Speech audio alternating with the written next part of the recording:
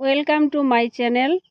আজ বৃষ্টির দিনে খুব ঝাল খেতে ইচ্ছে করছে, তাই আমি শীতল চাটনি করব। তার জন্য এখানে আমি পেঁয়াজ, রসুন আর টমেটো নিয়ে নিলাম। শীতল আমি গরম জলে ভিজিয়ে রেখেছি।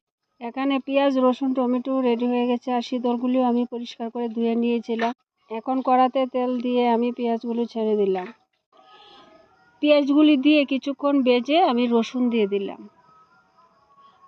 তারপর শীতলগুলি দিয়ে একটু ভেজে নিয়ে তার মধ্যে টমেটো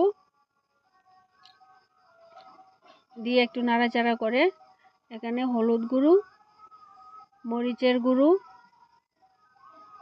আর পরিমাণ মতো লবণ দিয়ে আমি একটু জলের ছিটা দিয়ে ঢেকে দিয়েছিলাম।